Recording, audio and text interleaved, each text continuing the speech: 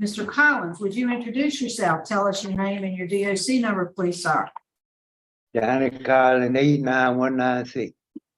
All right, Mr. Collins. You're here today seeking a commutation of your sentence.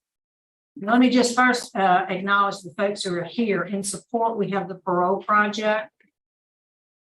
In opposition, we have here with us in Baton Rouge, Mr. Gerald Hardy, Amy Hardy, Mr. Donald Key, Marvin Schuyler from the DA's office, and they'll be speaking at the appropriate time. Go ahead and sit.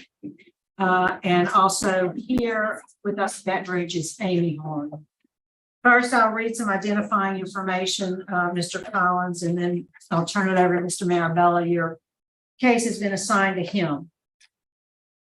As mentioned, you're here seeking a commutation of your sentence. You were sentenced initially, well, in Bossier Parish, the 26th Judicial District, initially in February of 1978. You were sentenced to death for a first-degree murder conviction. In May of 1979, you were resentenced to life without the benefit of parole, probation, or suspension of sentence for a period of 40 years. You were resentenced in accordance with a plea agreement. Is that correct, Mr. Collins? Yes, ma'am. All right. Would you answer Mr. Marabella's questions, please? Good afternoon, Mr. Collins. Can you hear me okay? Yes, sir. Mr. Collins, how old are you, sir? 71, And how long have you been in prison on these charges? about 47 years. And this occurred in 1976. You were approximately 24 years old at the time, is that right? Yes, sir. Let's talk about Johnny Collins at 24 years old. How much education had you had back then, at 24? How far did you go in school? About 8th grade. Did you ever get your GED or have you gotten your GED? No, sir. Were you working at the time? Yes, sir. We were doing a little poke wood. What kind of work were you doing?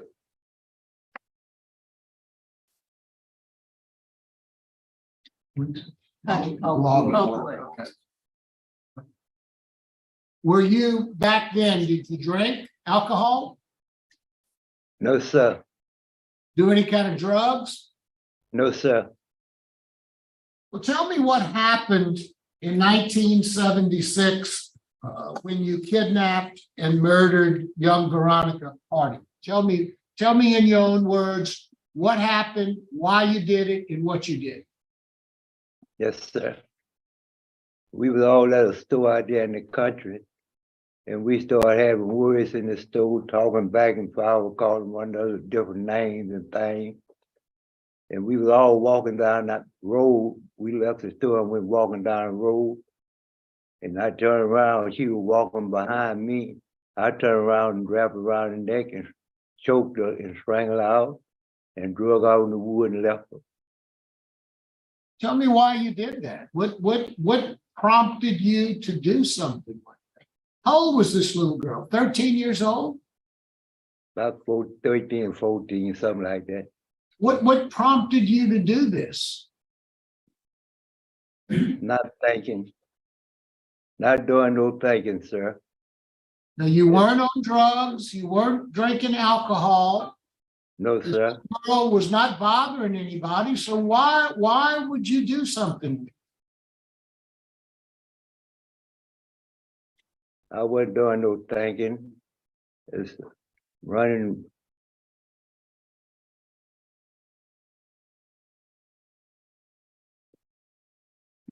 Well, you've been in jail for 47 years. What kind Yes, of sir. thoughts have you given to what you did? Tell me how you feel now about what you did. I don't feel good about it, sir, because I know I did a bad thing and it was a bad crime, sir. Well, as you've been in jail for 47 years, tell me what, if anything, you've been able to understand why you did this. Yes, sir. What what conclusion have you come to?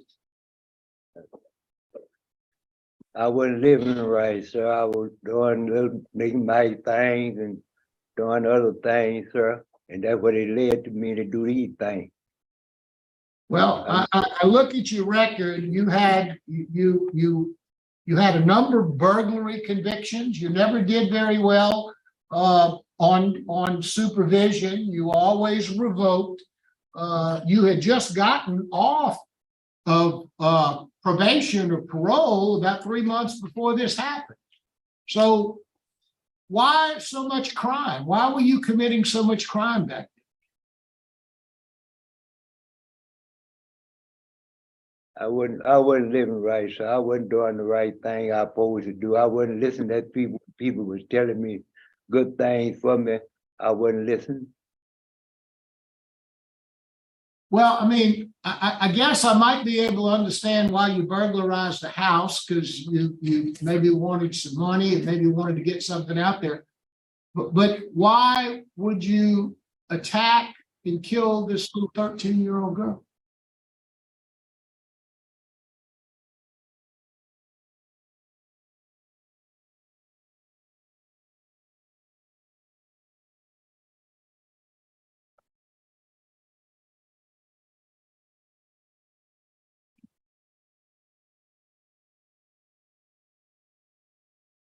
Let's talk a little bit about what you've done while you've been in prison. What kind of programs have you taken that helped you at all?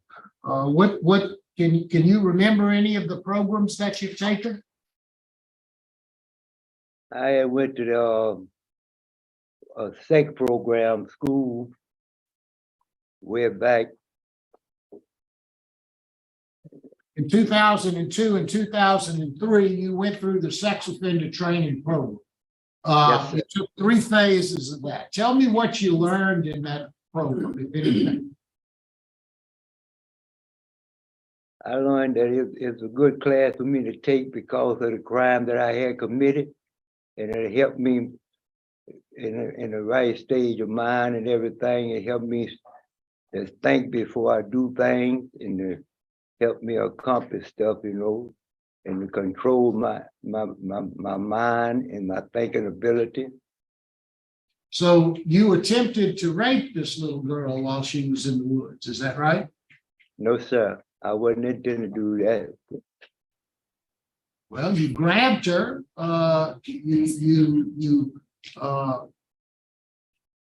Is it your position today that you really was not interested in any sort of a sexual thing with her? No, sir. You took the sex offender. What did you learn in sex offender treatment that might have helped you? I learned that it'll help you control your mind and your thinking ability to stop you from committing crime and realize something before it happens. Control your mind, and thank you. What did you learn in sex offender treatment that might have helped you not commit this particular crime?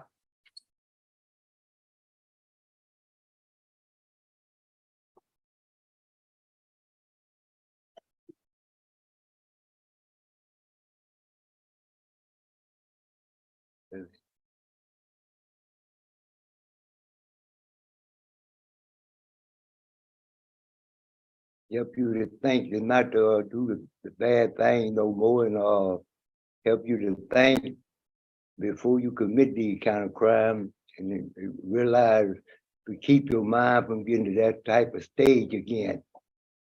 Don't and realize something before it let you get too frustrated to commit a crime like that, and to think before you do it.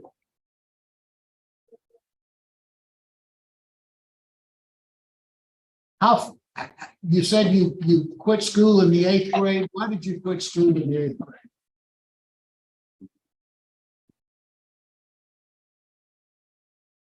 I realized I couldn't learn too much, sir.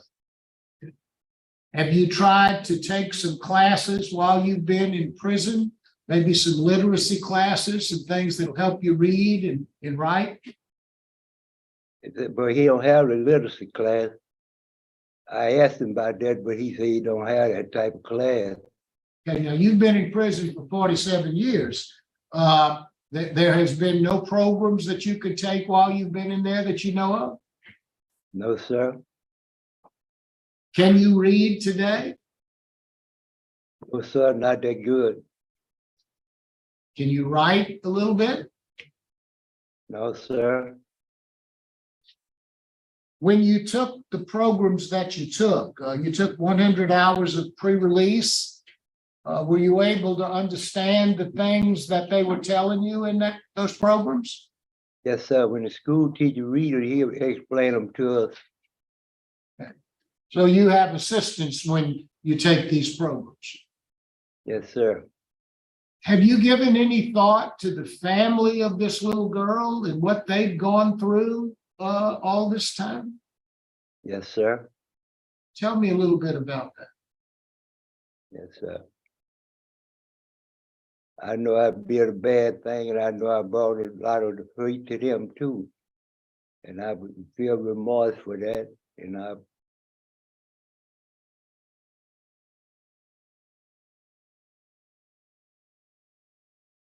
Were you angry? Did you have anger issues? no, sir, I wasn't bad. I wasn't angry. Have you taken anger management courses? No, sir.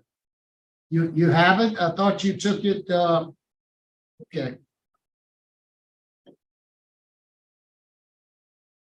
You were a tier walker, is that right? Yes, sir. Tell me what that is. That's watching over somebody to keep them from doing hurting themselves. What is the RC Club? That's a club where they serve food. Okay. Where they cook and serve food for the camp, sell food. Where would you go? I see Mr. Myers is here. Where would you live if you were released at some point in the future? I would like to go to the parole project place until I live and go out and give it my. Where would you go after you go through the parole project? I would go to my sister And where does your sister live? in Bowie Parish. Tell me about your health. Do you have any sort of medical issues? No, sir. You take any kind of medication? No, sir.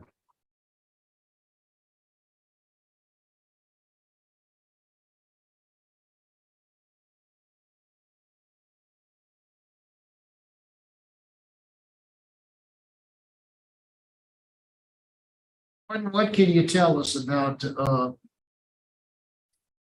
Mr. Collins? Sir? He's asking me, John. Huh? You know, since Johnny's been here with us in this environment, he's worked his way up to Class A trustee status, and that's been since 2006. He's had write-ups. He had his last write-up in 2016. He's worked as a yard orderly. And like I said, in this environment right here, he's been doing okay. Are there any literacy programs there that he might be able to take? Yes, sir. Is he just trying to get into them or what? Well, according to the summary that I have here, and I don't know if you guys have or not, but he took a E-level TABE back in 2016. His scores across the board were in the low to mid 300s, but did not enroll in any educational program following his exam, and there was no other educational history that we have on file. Thank you, Ward. I appreciate your comments. Thank you.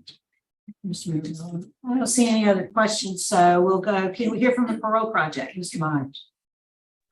Yes, good afternoon. Kerry Myers of the Louisiana Parole Project. To tell you that should Mr. Collins be successful today with his petition, Parole Project is prepared to offer him support, transitional support in particular, make sure he's connected to his medical and other services and that he's entitled to. We'll assign him a case manager that'll help him navigate after 47 years, obviously. He's going to need assistance in navigating that. We're committed to however long it takes to help Mr. Collins move forward. If that's a few months or multiple months before he goes to his sister, or in the alternative, help him find long-term independent living. Thank you. Appreciate it.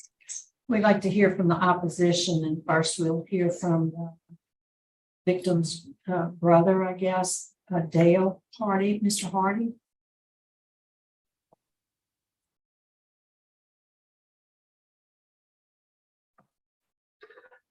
Yes, ma'am. Can you hear me?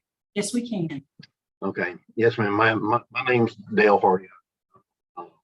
Veronica's brother.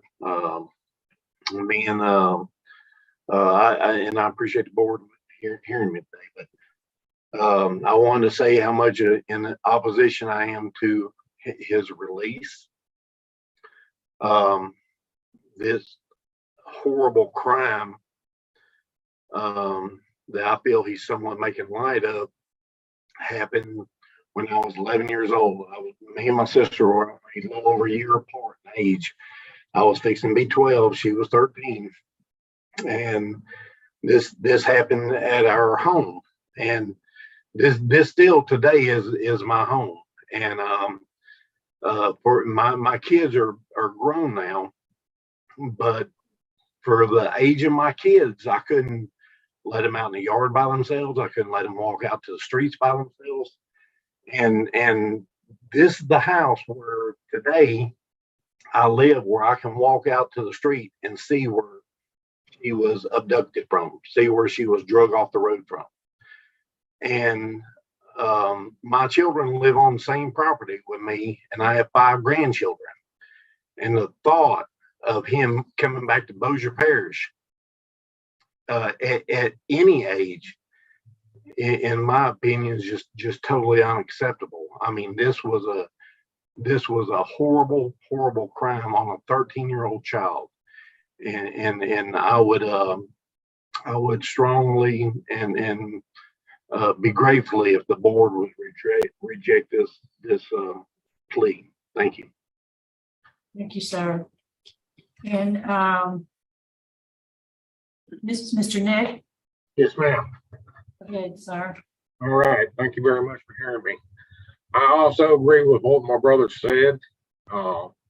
This was a horrible crime, but I do want to make note that my dad was a heavy drinker, and he had kind of stopped drinking because he had some health issues with that. But when this happened, it just took him out. He started drinking, and he died of cirrhosis of the liver. Thank you. Totally opposed. Yes, sir. Thank you. And we have Mr. Gerald. You want to speak, sir? You step up to the podium.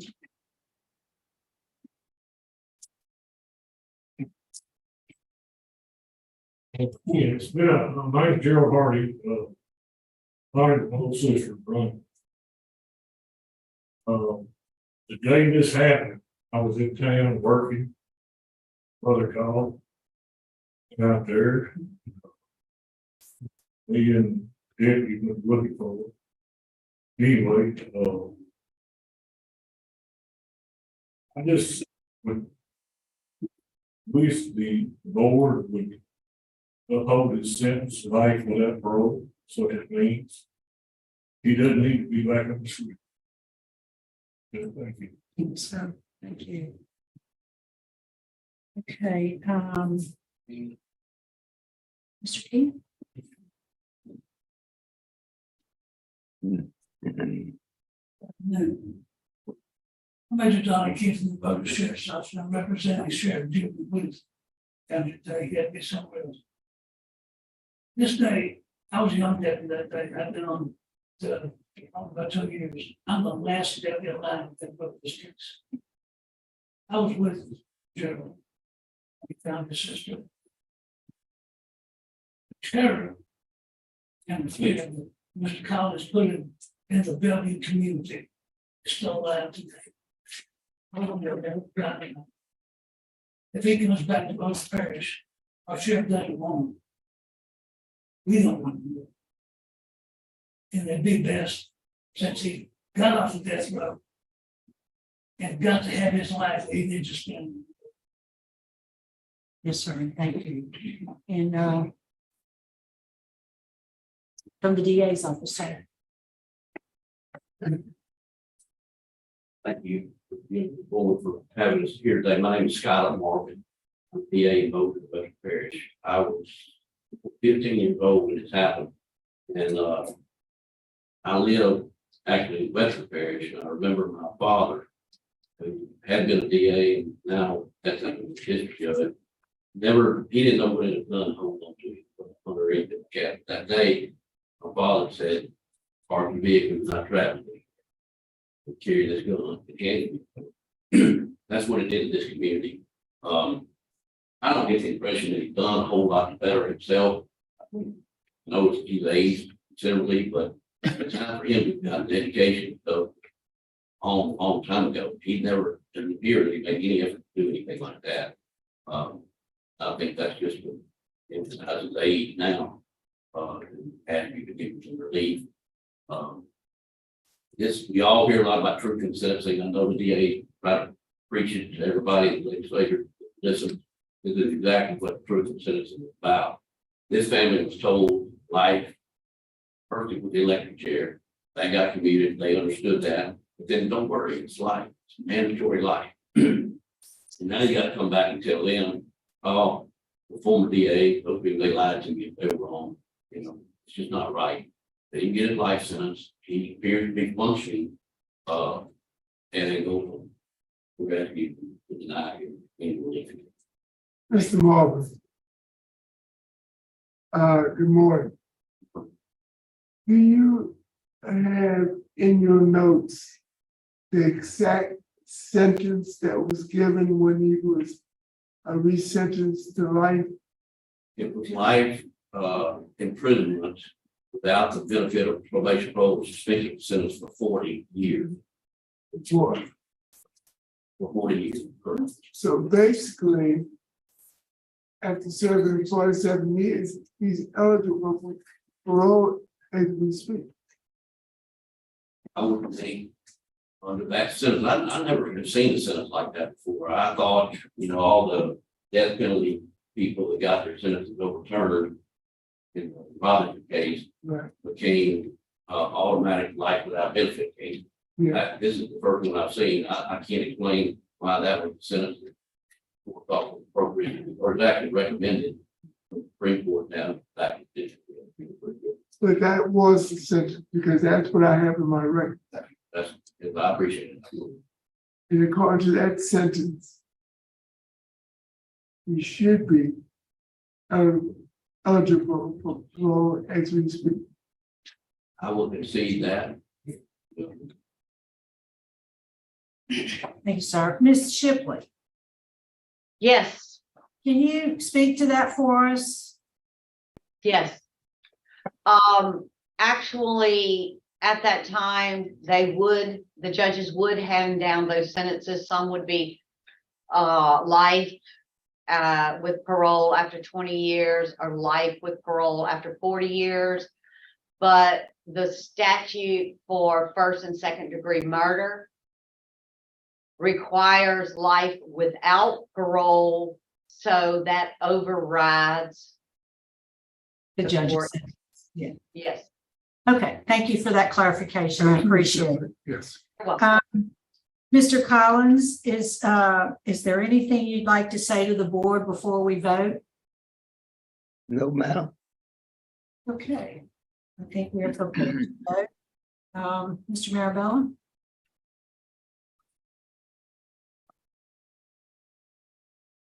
Mr. Collins,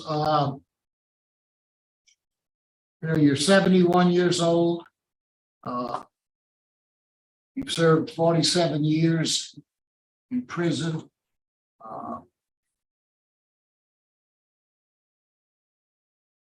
You don't have much education, and it's looks like you have difficulty communicating, and I appreciate that. I understand that. Maybe I didn't ask the appropriate questions in the appropriate way. I'm just very concerned about your acknowledging what you did and what you did to this young 13-year-old girl. Murdered her, tried to rape her.